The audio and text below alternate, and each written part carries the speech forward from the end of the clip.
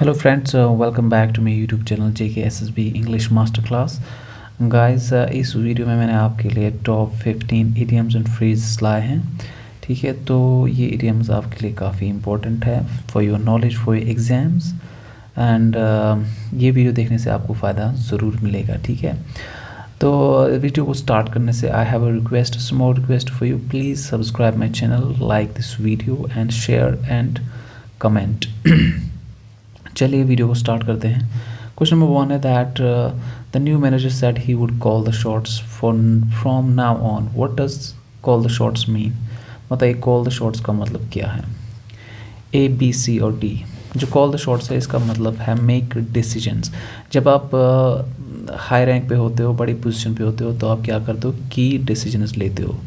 तो उन्हीं की डिसीजंस को लेने को क्या कहते हैं? Call the shots. Okay. Question number 2.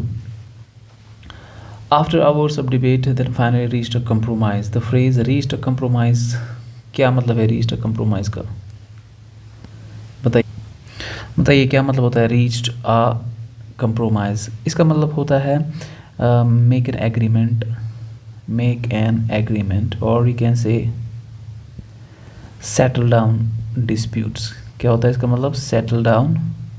settle disputes. ठीक है, चलिए जी. तो इसका सही ऑप्शन क्या हो जाएगा? Option number B, found a middle ground. जब आप किसी बात पे एग्री हो जाते हो, ठीक है, कंप्रोमाइज़ करते हो किसी चीज़ पे. Question number 3. I know you are nervous but there is no need to cry over the spilled milk. क्या? I think this one is common. बताइए क्या मतलब होता है क्राई ओवर स्पिल्ड मिल्क? इसका उर्दू में भी एक है, कहते हैं ना वो, चिड़िया चुगी खेत तो पछताने से क्या होवत. अब जब कोई काम ख़राब हो गया तो उस पर पछताने से कोई मतलब है ही नहीं. तो इसका सही ऑप्शन क्या हो जाएगा? Regret something that cannot be undone. To cry over the loss. अब देखो जो लॉस हो गया है उसको आप वापस नहीं ला सकते, इसका मतलब यही है. Question number 4. The company decided to pull the plug on the failing project. क्या होता है pull the plug? Pull the plug का मतलब होता है कैंसिल करना या विदड्रॉ करना. ठीक है, तो इसका सही ऑप्शन हो जाएगा स्टॉप और and something. Question number 5. She is very down to earth. What is the meaning of down to earth? I think everybody knows. Down to earth का मतलब होता है humble, soft, kind, who is not arrogant. ठीक है, तो practical and humble is the correct answer. Question number 6. He tried to cut the corners and it showed. What is the meaning of the cut the corners? बताइए cut the corners का मतलब क्या है? देखिए cut the corners का मतलब होता है जब आप किसी काम को शॉर्ट ब्रीफ में ख़त्म करते हो, लेकिन जब आप उसको जल्दी जल्दी ख़त्म कर लेते हो, क्विकली ख़त्म कर लेते हो, उसके साथ साथ ना उसकी क्वालिटी क्या हो जाती है? ख़त्म हो जाती है. उसको कहते हैं कट द कॉर्नर्स. तो इसका मतलब होता है सेव मनी और effort by doing poor quality work. चलिए जी. Question number 7. The detective was determined to get to the bottom. What is the meaning of the get to the bottom? Get to the bottom का मतलब होता है to investigate something thoroughly.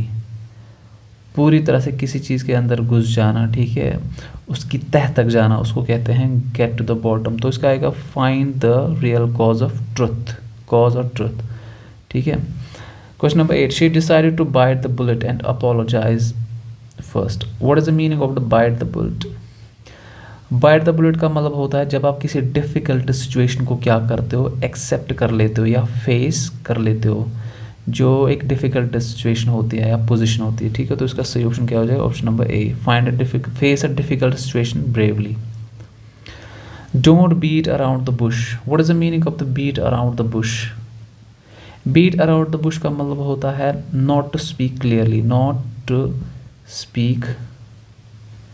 Clearly. और इसका मतलब होता है कि जो मेन टॉपिक होता है, मेन टॉपिक को अवॉइड करना. To avoid main topic. ठीक है, तो सिंपली इसका मतलब क्या होगा? Avoid the main topic. I have hit the books tonight because the exam is tomorrow. What is the meaning of the hit the books? I think this one is simple. Hit the books का मतलब होता है to study very hard, बहुत मेहनत करना. ठीक है, तो इसका सही ऑप्शन क्या हो जाएगा? Study hard. चलिए next question number 11, he is always full of hot air during meeting. Someone who is full of hot air, बताइए क्या मतलब होता है फुल ऑफ हॉट एयर? देखिए फुल ऑफ हॉट एयर का मतलब होता है एग्जैगजरेट करना।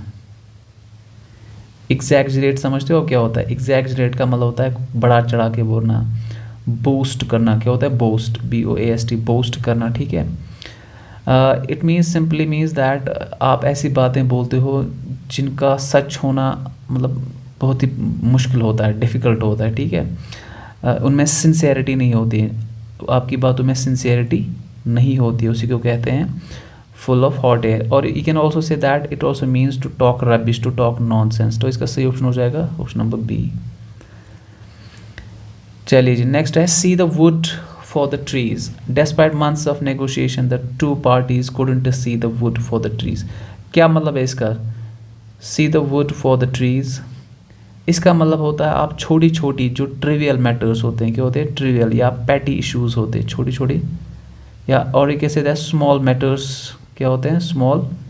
जब आप स्मॉल मैटर्स में क्या होते हैं? इन्वॉल्व होते हो, और आप जो मेन इशू होता है उसको मिस कर लेते हो, मेन इशू को, या जो मेन पॉइंट होता है उसको मिस कर देते हो, उसी को कहते हैं see the wood for the trees. तो इसका सही मतलब होगा understand the main issue due to small details. आप छोटे छोटे डिटेल्स में फंस जाते हो और जो मेन होता है, मेन इशू, उसको मिस कर लेते हो। Question number 13, the CEO's speech was a storm in a teacup. बताइए storm in a teacup का मतलब क्या होता है? इसका मतलब होता है छोटी सी बात पे, ट्रिवियल मैटर्स पे, ट्रिवियल या पैटी इश्यूज पे, छोटी छोटी बातों पे क्या करना? हंगामा खड़ा करना, उसी को कहते हैं storm in a tea cup. तो क्या उसका सही ऑप्शन होगा? A, B, C और D। तो इसका मतलब है a lot of fuss over something trivial. Trivial means which is of less importance. Small matter इसको कह सकते हैं, अनइम्पॉर्टेंट मैटर इसको कह सकते हैं। ठीक है, अनइम्पॉर्टेंट मैटर। ठीक है, which is not important. When the scandal broke, several executives threw someone under the bus to save themselves. Threw someone under the bus का मतलब क्या है?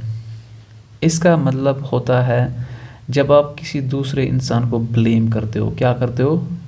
या बिट्रे करते हो, धोखा देते हो। आपने गलती खुद की लेकिन उसका इल्ज़ाम किसी दूसरे पे लगाते हो, उसी को कहते हैं through someone under the bus. तो इसका मतलब है ब्लेम और betray another person for the selfish reasons.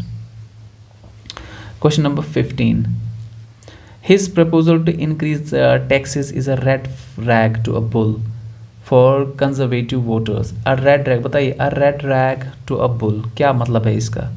A, B, C और D। आपके पास 4 ऑप्शन है, आप मुझे इसका सही ऑप्शन बताइए। जो इसका सही ऑप्शन होगा वो आप कमेंट बॉक्स में बताएंगे। ठीक है, आप ज़रूर कमेंट बॉक्स में, एंड प्लीज़ मेरे चैनल को सब्सक्राइब कीजिए, मुझे थोड़ा सपोर्ट कीजिए। I need your support, I need your support guys, please do subscribe my channel and like this video. ठीक है, thank you so much for watching this video. I will be back soon with some other video. Thank you so much. God bless you.